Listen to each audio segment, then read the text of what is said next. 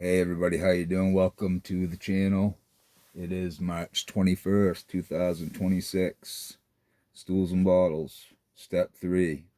Made a decision to turn our will and our lives over to the care of God as we understood Him. Step 3 puts the last leg on our recovery stool, which now stands solidly upon 3 strong legs ready for useful service. It brings us face to face with the thing we have long avoided, a standard for spiritual living, a rough standard for those who are not ready, but a real lifesaver for those who are. Step 3 is just as important to successful recovery from alcoholism as the third leg is to our stool. We need spiritual help to recover. Without it, we have little more than unhappy sobriety, often not even that. This becomes apparent to those who are ready for AA, but it is a mystery to those who are not. Being unwilling to regard alcoholism as an incurable malady, physical, mental, spiritual, they seek a cure for this incurable illness, not realizing that admission of their illness is the first requisite of recovery. They face future trouble.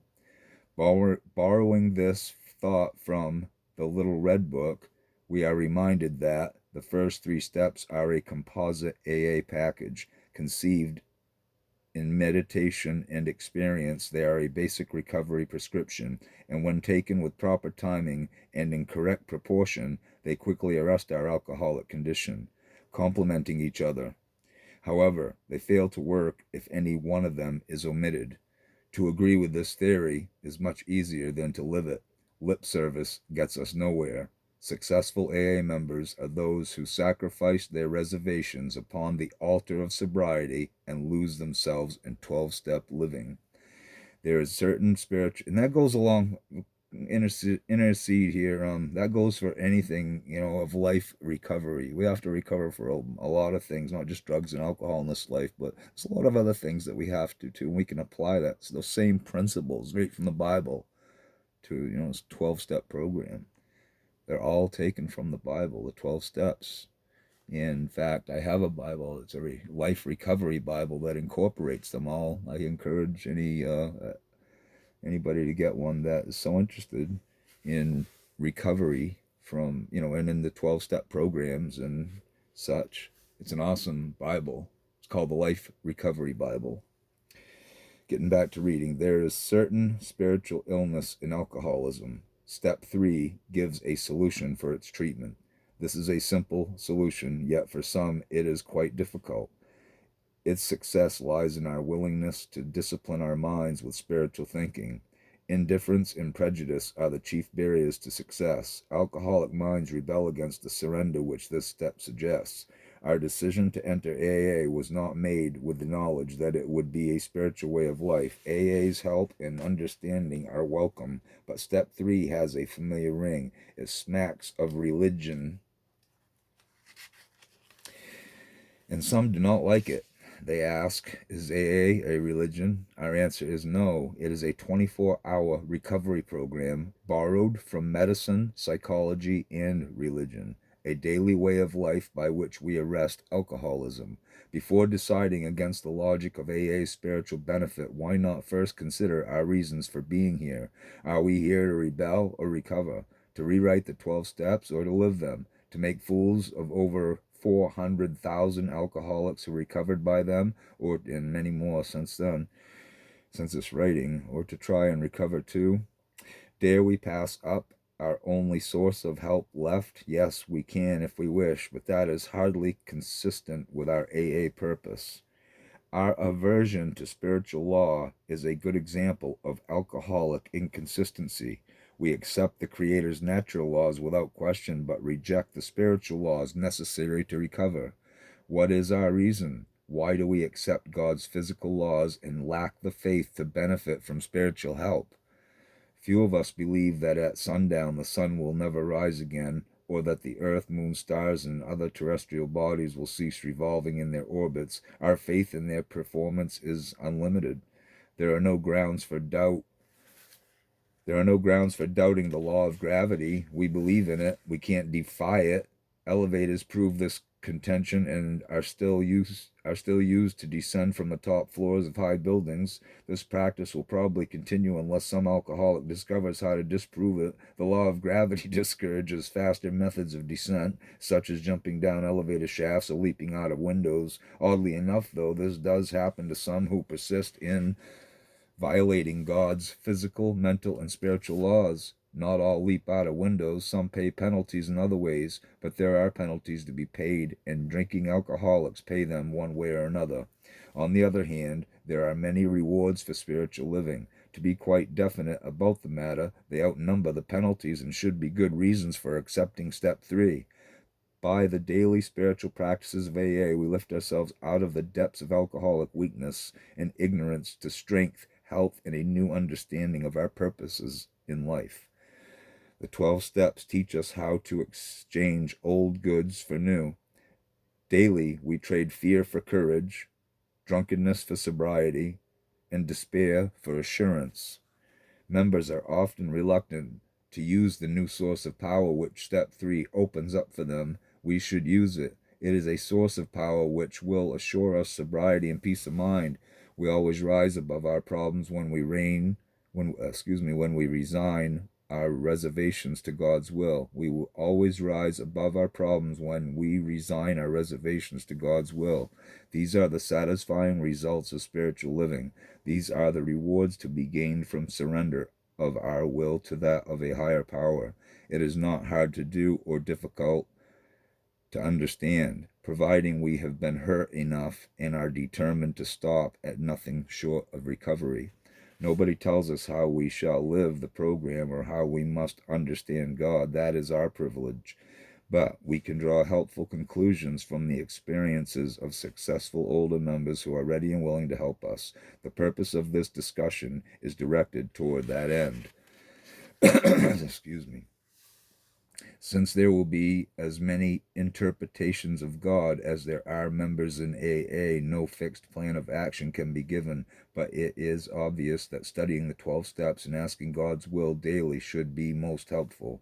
Step 3 covers a lot of territory and at times becomes confusing. We will avoid confusion by first dividing the step into 3 parts, with a view of studying each part separately, later putting them together as we learn how they function as a whole.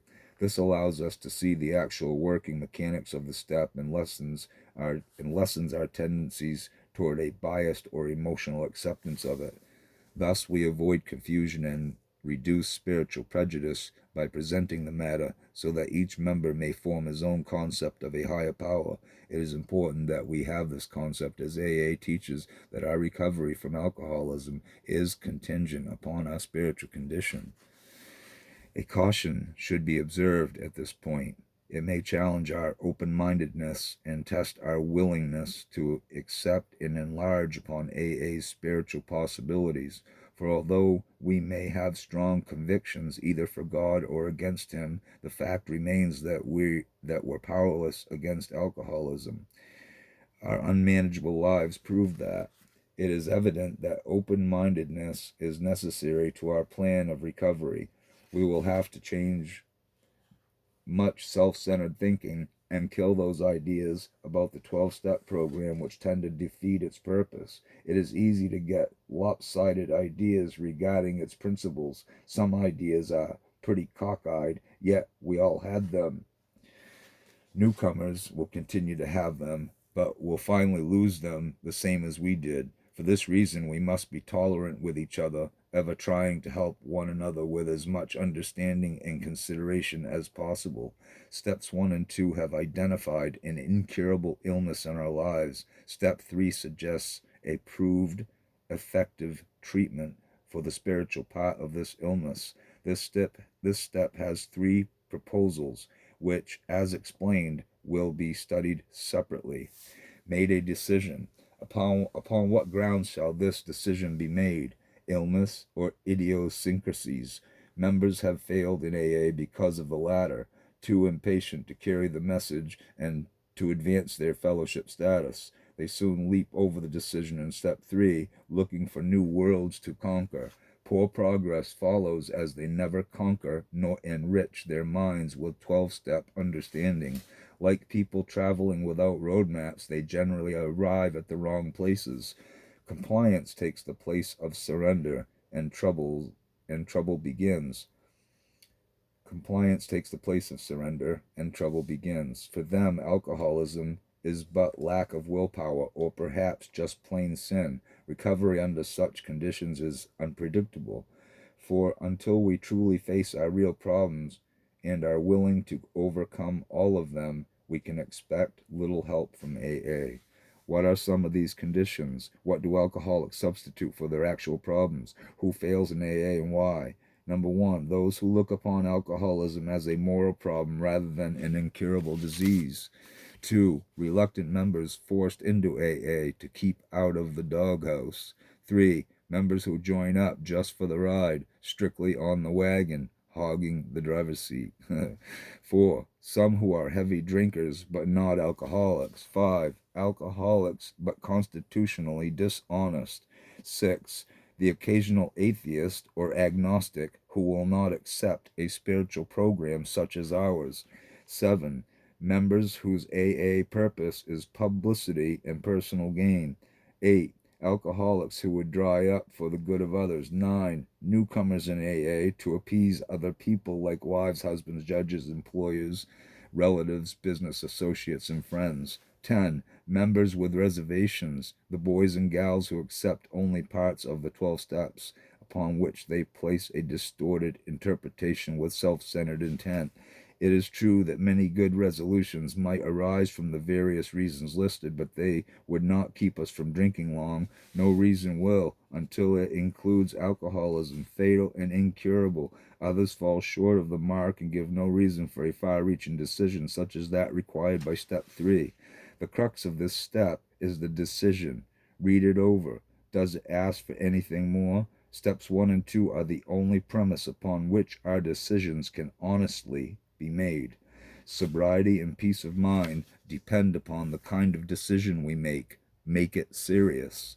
We have all decided upon important matters before, but believe it or not, this is the most important decision we could be called upon to make at this time. Our future welfare and security depend on it. Actually, our spiritual possibilities are unlimited when we willingly and honestly decide to live them.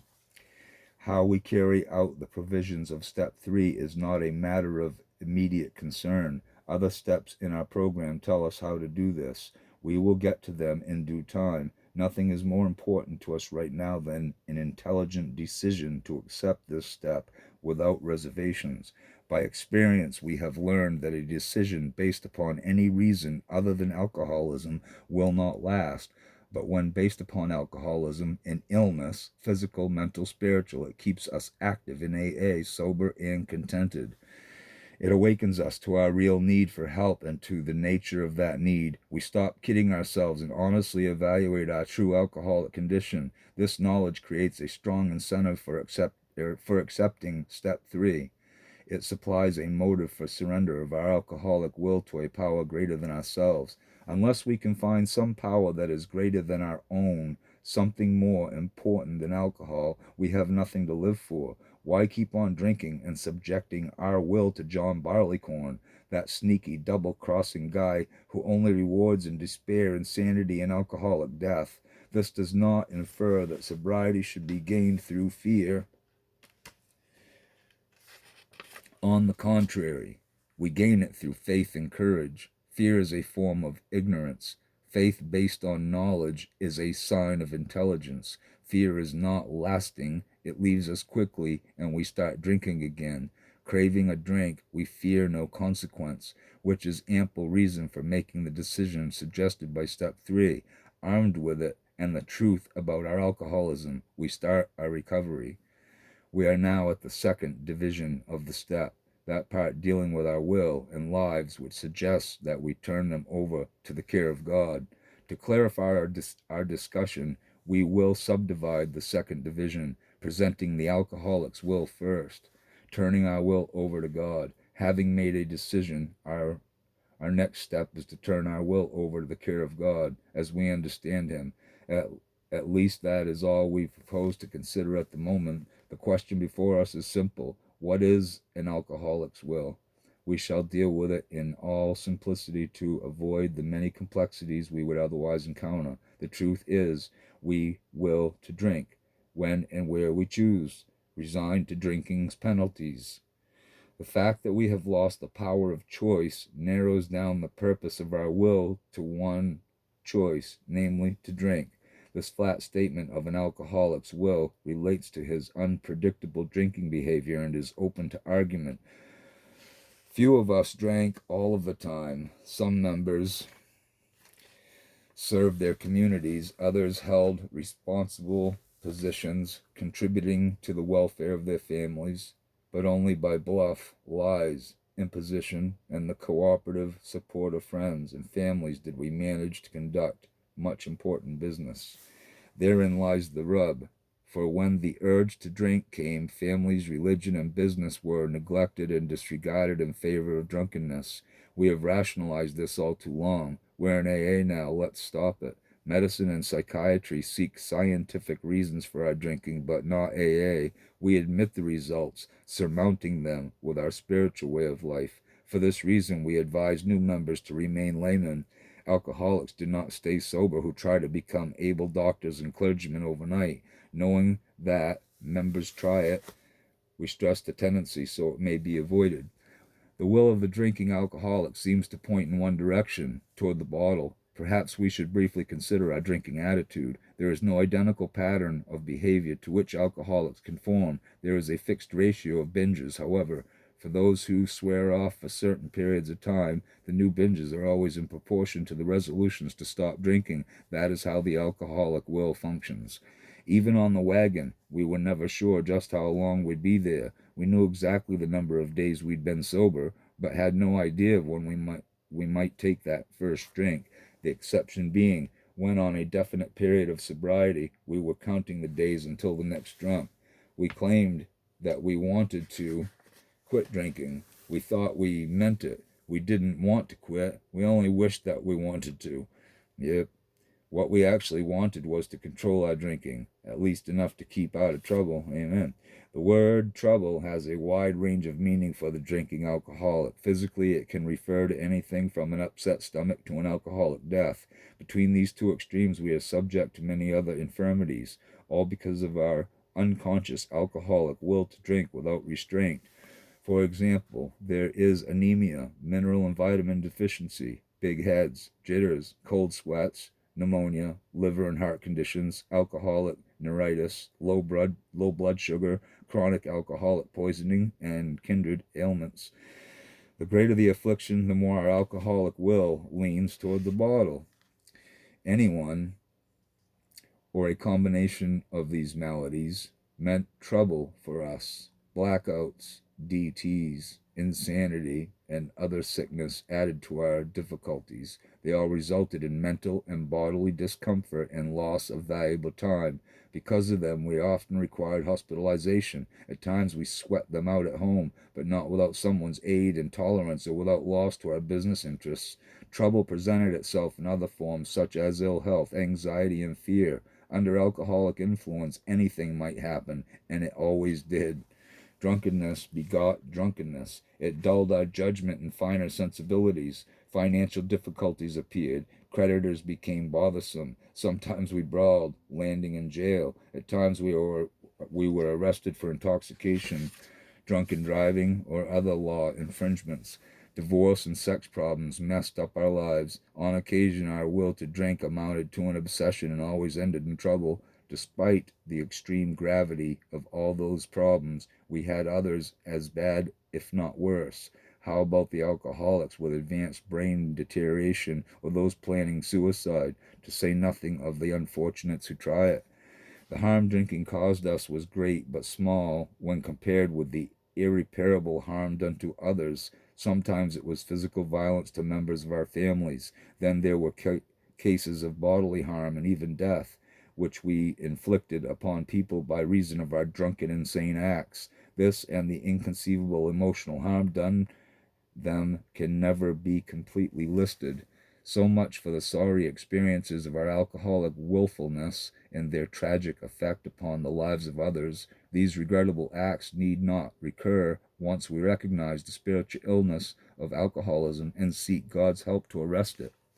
We should make this our ambition, but it must become more than a good resolution. Although God honors faith and service, He does not reward wishful thinking. It is only when we make our lives a channel for His will that He grants us contented sobriety.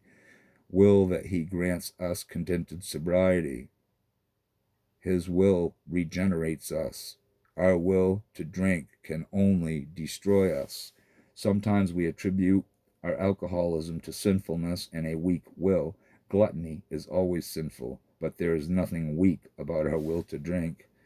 On the contrary, we were unusually strong-willed wherever alcohol was concerned. Not understanding our willfulness, we mistook it for weakness. Our conscious mind often prompted us to put on the brakes, so we made sober resolutions. For indefinite periods, they gave a restive, water-wagging kind of sobriety, but deep within, buried in our subconscious mind, a more dominant will urged us to drink, at any cost, with no holds barred. We admit that sin played a part in our sickness, but as a result rather than its cause. We believe that turning one's will over to the care of God is vital for AA members. It is surely something to do with all sincerity, for recovery is a life and death affair for most of us, a matter in which only a decision born of sincerity and desperation will kill that deeply buried urge to drink at any cost. Step 3 suggests the only way we know of diverting an alcoholic's will from drunkenness to sobriety. It is not a step of slavery, but of freedom from self-centered willfulness. It gives us mastery of our will by sublimating its destructive energy with love, service, and spiritual power. By this practice, we convert our creative forces within to constructive use and regulate to great extent our circumstances without.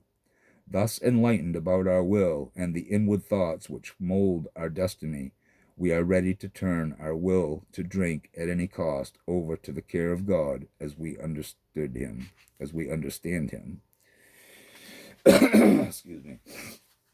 Turning our lives over to God, leaving our understanding of God to be discussed under the third division of this step, we now propose an investigation of the present circumstances of our lives. Having admitted that they are unmanageable, we would learn how to place them in God's care. Step 3 poses certain unpleasant issues which we have dodged for years. What has drinking done to our lives? Have we deteriorated spiritually because of drinking? What is an alcoholic's life? For normal people, life is a vital thing, a series of happy experiences of mind and body, exciting them to acts of creative, useful service. It is a conscious, living state of growth and reproduction which brings them peace of mind and zest for further living. It has that animated quality which distinguishes between dead and living things. Can we, by any stretch of imagination, establish our daily drinking experiences as normal? Were our lives like that? Hardly. They do not pass the simple test of normal living. Some members would like to forget their unmanageable lives, but it is not a safe thing to do. A complete personality change is in order. We should remember this when we make a decision to turn our will and our lives over to the helpful guidance of a higher power. Remember also that our lives were not what alcoholic rationalization made them out to be. They had very little in common with normal lives, with one exception. Although spiritually emaciated, we were not really dead.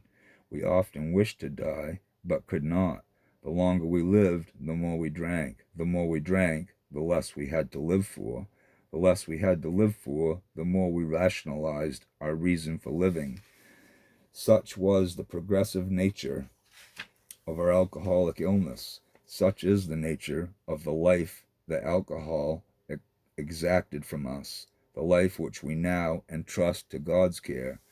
Considering the fact that we are powerless over alcohol and that we can no longer endure our unmanageable lives, we are lucky indeed to find a simple means of rehabilitation in AA. Our recovery starts when we admit our powerlessness and ask for God's help. Our egos, long pickled in alcohol, we never cease fighting this honest reality. It is advisable to face this circumstance with open minds, ready and willing to begin our recovery. Why hide our heads in the sands of ignorance and rationalization? We need God's help. We must have it. Otherwise, we cannot recover from our spiritual illness. Failing in that, we cannot recover at all. There is a great difference between agreeing with step 3 and in trying to live it. A dangerous difference for an alcoholic, for one, is compliance, the other, surrender. Alcoholics comply, but fight surrender. The human mind knows when we are in earnest. It winks knowingly at compliance, but willingly obeys complete surrender. Under surrender's powerful regenerative urge, it properly deflates our supercharged egos and kills that hidden will to drink at any cost. Summing up the good and bad characteristics of the lives we bring into AA, we find them, just as described in step 1, powerless over alcohol and unmanageable. Compulsive drinking has confused our thinking and made us physically, mentally, and spiritually ill. These are the end results of our alcoholic living. Our plans in AA is to arrest them before they ruin us. From this dark picture, it might seem that the future held nothing for us, that our inherent capabilities for constructive living were dead. This would be true but for one fact. We all retain a source of untapped power which is to be found in our spiritual possibilities. Through them we attain life's greatest blessings, but unless we try to develop them, we will sink to life's lowest estate. Some people rob themselves, some are robbed by others, but no one can ever rob us of a happy, sober life if we develop our spiritual power as step 3 recommends. Having arrived at an honest understanding of the harmful, purposeless nature of our alcoholic lives, there should be no question about what we propose and trusting to God's care. This brings our discussion up to the last division of step 3, God as we understood him. It may appear presumptuous to discuss a definite plan of understanding God and of having personal contact with him, but since it is the ultimate result of step 3, there is no other choice. It seems fitting that one alcoholic should willingly explain his understanding of God to another, for who but another alcoholic would listen or hope to gain any help from it? Understanding God is not beyond our power of reason and attainment. We begin to sense his help as soon as we make our decision and start living the 12 steps.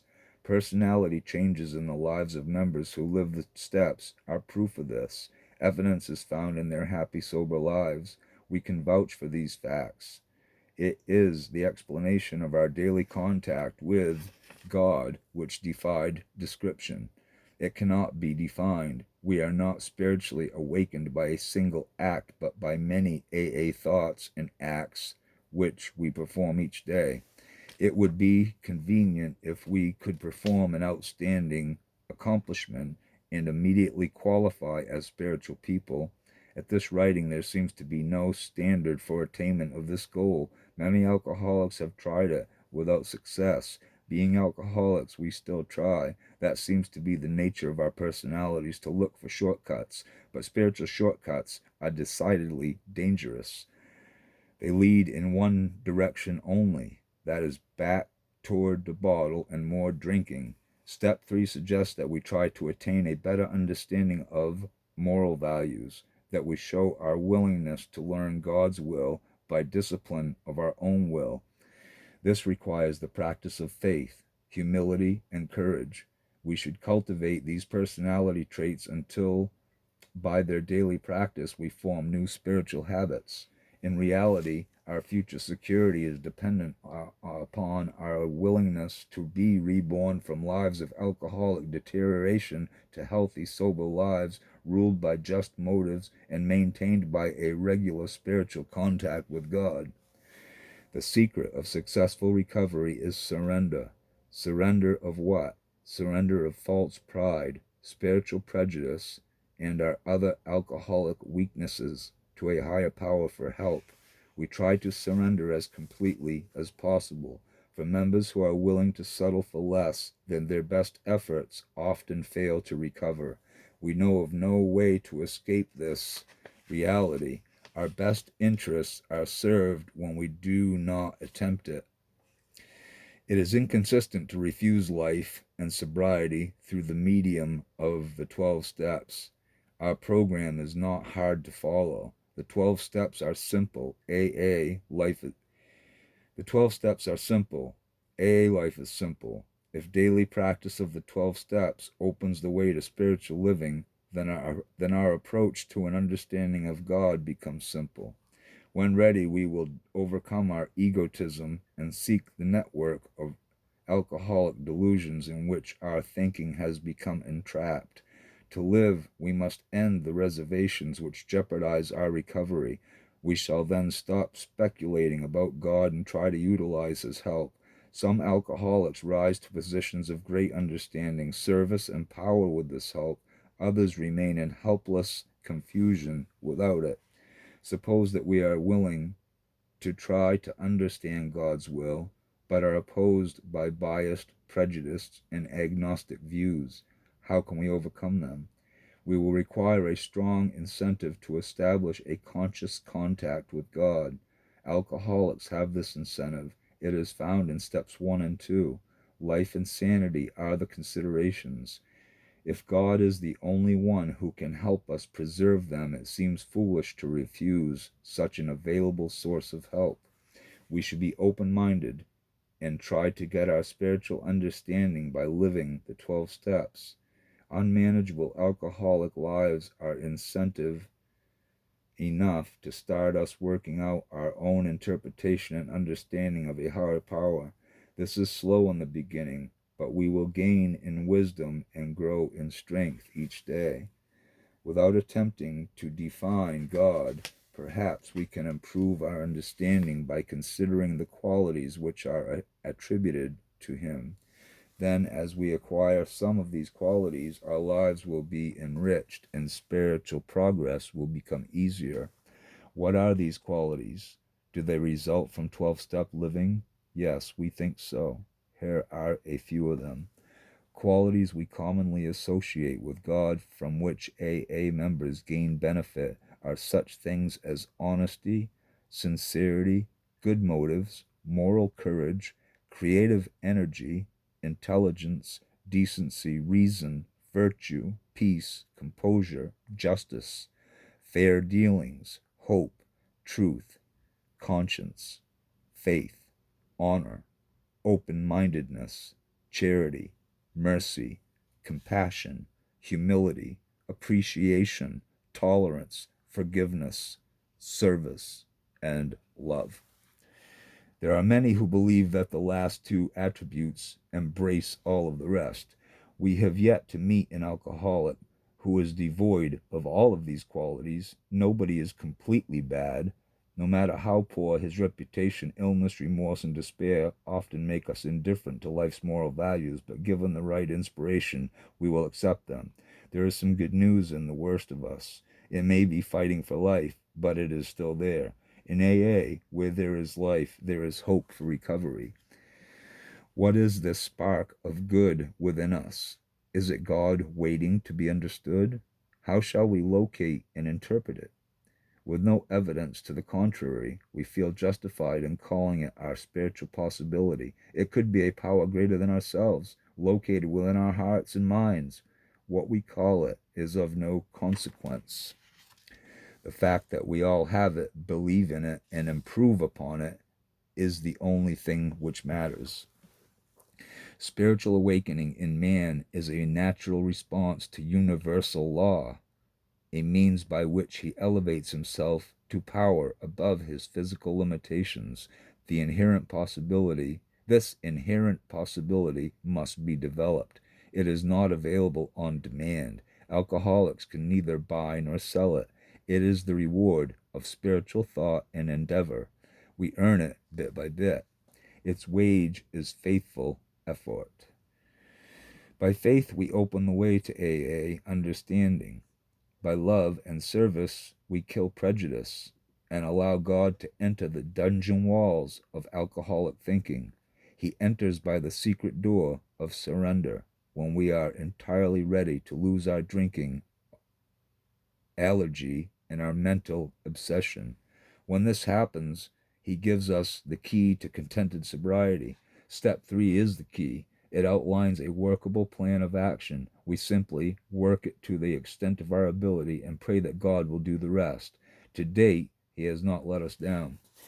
Our knowledge of God will come as we lose ourselves in 12-step living. As we develop our talent in this service, he gives us understanding of his will for us. Part of it comes from the inspiration we receive as we surrender our will and lives to him. The rest is a matter of prayer, meditation, faith, and willing service. Our mental attitude is important. Motivated by desire and willingness to recover from our illness, we develop spiritual strength and understanding. It comes slowly from simple daily acts such as admitting our wrongs, taking inventory of our character defects, becoming forgiving of others, practicing honesty, humility, tolerance, love, anonymity, making amends, and carrying the message to other alcoholics. Step 3 adds a third leg to our recovery stool. Its simple requirement is a final decision to surrender our will to drink to God as we understand him, and to gain our understanding of him by living the 12 steps. To do this, we must learn a few facts about ourselves. It's time to pull up our stool to the inventory table and go to work. And we'll read about that more, step 4, in the next video. Thank you all for listening, and have yourselves a wonderful, wonderful rest of your day. Keep coming back. Pray for me and I pray for you.